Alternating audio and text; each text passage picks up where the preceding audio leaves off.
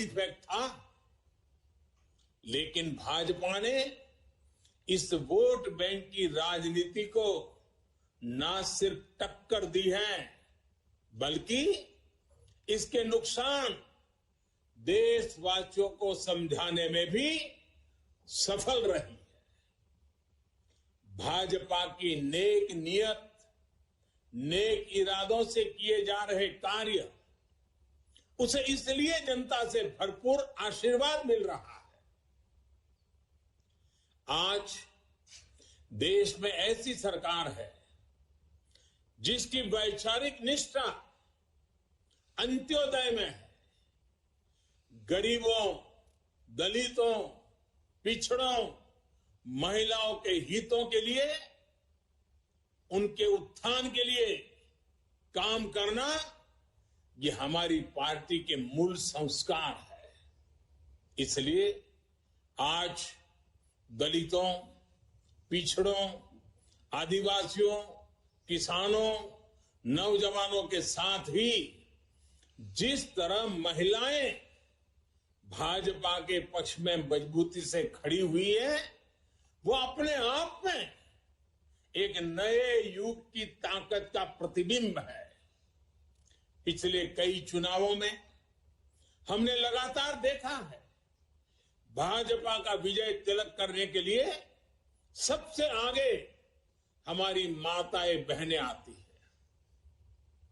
ये केवल एक चुनावी घटना भर नहीं है, एक ऐसा सामाजिक और राष्ट्रीय जागरण है जिसका इतिहास में विश्लेषण किया जाएगा। देश ने महिलाओं को नए अधिकार दिए, सुशासन और कड़े कानूनों से उनमें सुरक्षा का भाव पैदा किया। महिलाओं के स्वास्थ्य की चिंता से लेकर उनकी रसोई की चिंता, गैस, बिजली, राशन की चिंता, इनके जरिए देश ने उनका जीवन बदला है। आज देश की नारी शक्ति के भीतर जो आत्मविश्वास पैदा हुआ है, आर्थिक फैसलों में उनकी जो सहभागिता बढ़ी है, वो भारत के भविष्य को दिशा दे रही है। देश के विकास में महिलाओं की भागीदारी बढ़े, उनकी सक्रियता बढ़े, ये विश्वास बढ़े, ये हमारा बहुत बड़ा दायित्व है। साथियों, हमारे लिए राजनीति और राष्ट्रनीति साथ साथ चलते हैं। हम राष्ट्रनीति से राजनीति को अलग कर करके चलने वाले लोग नहीं हैं, लेकिन ये भी सच्चाई है कि अभी भी देश में दो तरह की राजनीति चल रही है। एक राजनीति है परिवार भक्ति की और दूसरी है राष्ट्र भक्ति की। केंद्रीय स्तर पर अलग अलग राज्यों में हमारे यहां कुछ राजनीतिक दल है जो सिर्फ और सिर्फ अपने अपने परिवार के हितों के लिए काम करते हैं। परिवारवादी सरकारों में परिवार के सदस्यों का स्थानीय निकाय से लेकर संसद तक में दबदबा रहता है। ये लोग भले ही अलग अलग राज्यों में हो, लेकिन परिवारवाद के तार से जुड़े रहते हैं। एक दूसरे के भ्रष्टाचार को ढककर रखते हैं। बीते दशकों में इस वजह से देश का बहुत बड़ा नुकसान हुआ है। इन परिवारवादी पार्टियों ने देश के युवाओं को भी कभी आगे नहीं बढ़ने दिया। उनके साथ हमेशा विश्वासघात किया है। और आज हमें गर्व होना चाहिए कि आज भाजपा ही इकलौती पार्टी है जो इस चुनौती से देश को सजग कर रही है, सतर्क कर रही है। पहली बार भाजपा ने ही इसके खिलाफ बोलना शुरू किया और इसे चुनावी मुद्दा भी बनाया। मुझे इस बात का संतोष है कि देश के लोग, देश के युवा अब धीरे धीरे ये समझने लगे हैं कि किस तरह परिवारवादी पार्टियां लोकतंत्र की सबसे बड़ी दुश्मन है। साथियों, लोकतंत्र के साथ खिलवाड़ करने वाली ये पार्टियां संविधान और संवैधानिक व्यवस्थाओं को भी कुछ नहीं समझती। ऐसी पार्टियों से आज भी हमारे कार्यकर्ता अन्याय, अत्याचार और हिंसा के खिलाफ लोकतांत्रिक मूल्यों के साथ लड़ रहे हैं। इनमें से कई कार्यकर्ताओं को अपना बलिदान तक देना पड़ा है। हम सब हमारे इन कार्यकर्ताओं के परिवारों की पीड़ा में शामिल है।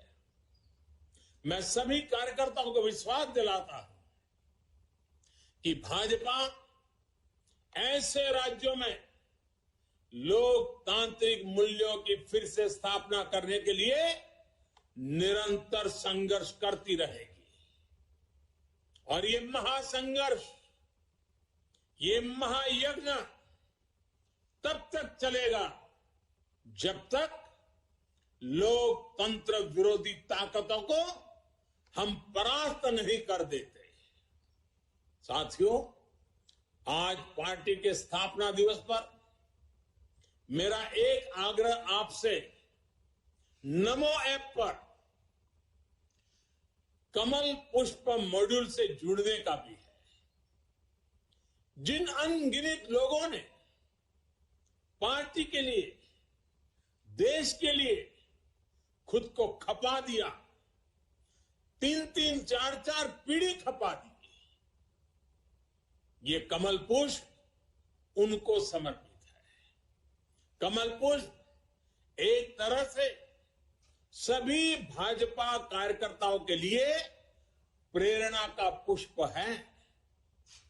कमल पुष्प को आप जितनी बार पढ़ेंगे, आपको हर जीवन गाथा, एक से बढ़कर एक जीवन गाथा, उससे नई ऊर्जा मिलेगी, मार्गदर्शन मिलेगा। साथियों, आज देश जमीन से जुड़े तमाम अभियानों को आगे बढ़ा रहा है और भाजपा के कार्यकर्ता के रूप में जमीन पर उनके सारथी आप ही हैं। अभी कुछ दिन बाद ही ज्योतिबा फुले और बाबा साहब आंबेडकर जी की जयंती है। पार्टी आज से सामाजिक न्याय पखवाड़ा शुरू करने जा रही है।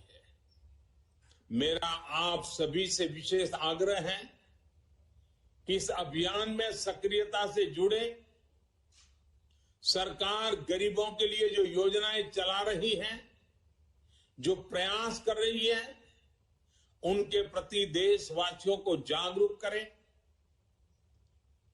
और एक कार्यकर्ता के रूप में पार्टी मुझे जो आदेश करेगी, मैं भी कार्यकर्ता के रूप में पूरी मेहनत करूंगा।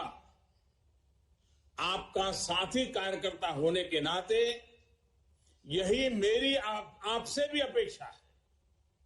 मुझे पूरा विश्वास है कि हम सब मिलकर इसी तरह राष्ट्र सेवा के यज्ञ में अनवरत लगे रहेंगे।